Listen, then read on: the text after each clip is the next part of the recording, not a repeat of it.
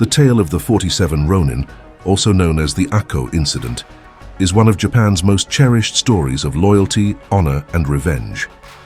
The real-life events occurred in the early 18th century during the Edo period and have since become emblematic of the samurai code of bushido.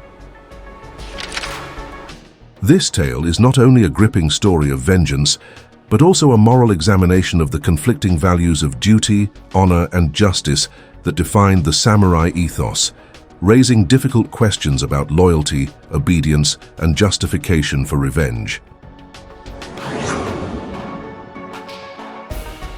The events that would lead to the legend of the 47 Ronin began in 1701, when Asano Naganori, the daimyo of Akko domain, was assigned the task of hosting envoys of the shogunate. These envoys were to represent the emperor in Kyoto, and it was Asano's duty to ensure everything went smoothly.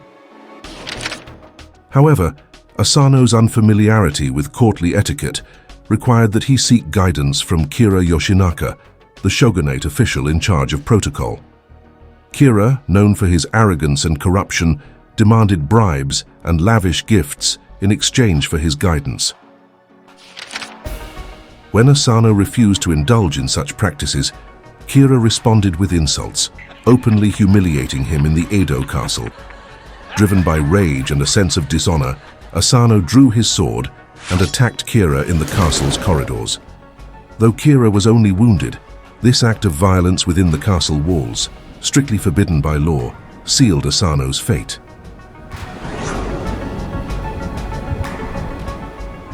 Asano was ordered to commit seppuku that very same day. His lands were confiscated, and his family line was dissolved. His 300 retainers, now masterless samurai, Ronin, faced the loss of their status and livelihood. Among them was Oishi Yoshio, Asano's chief retainer, who along with others began to quietly plot their revenge against Kira Yoshinaka. Kira, knowing that Asano's loyal samurai might seek retaliation, increased his security and went into hiding. The Ronin meanwhile scattered and pretended to abandon their cause. Oishi, in particular, went to great lengths to give the appearance of a man who had fallen into drunkenness and despair, thereby diverting attention from their plans. For nearly 2 years, the Ronin endured disgrace, pretending to disband, while secretly preparing to restore their master's honor by avenging his death.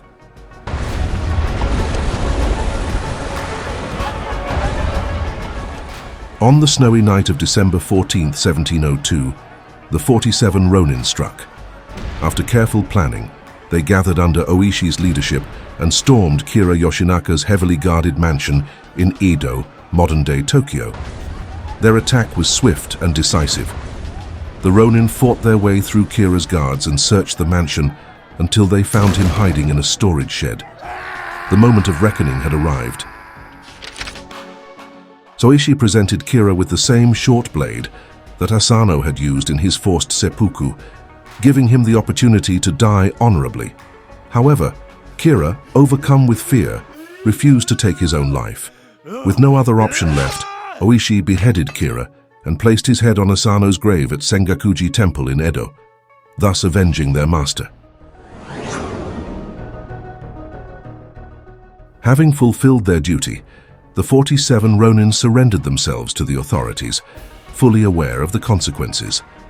Although their actions had avenged their lord's death and restored his honor, they had violated the shogunate's strict laws against violent retribution. This put the shogunate in a difficult position.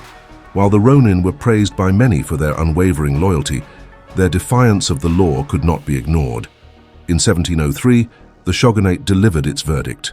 Rather than being executed as common criminals, the 47 Ronin were granted the privilege of dying honorably through seppuku. One by one, the Ronin ended their lives, following the same code of honor that had guided them throughout their quest. They were buried alongside their master, Asano, at Sengakuji Temple, befitting a dramatic end to their journey. The story of the 47 Ronin has become an enduring symbol of the samurai spirit and the complexities of bushido. It represents the tension between giri, duty, and ninjo, human emotions, as the Ronin had to balance their personal loyalty to their master with the rigid expectations of the shogunate's laws. Over the centuries, the tale has been romanticized, and its themes of loyalty, vengeance, and sacrifice have resonated far beyond Japan. Plays, films, and books have retold the story, transforming the 47 Ronin into legendary figures. Their graves at Sengakuji Temple continue to be a sacred site visited by those who revere the principles of honor and duty they embodied. If you like this story, there's more coming, so subscribe and like, share, comment below. If you didn't and you made it this far, sorry, but I didn't force you. In any case, thanks for watching.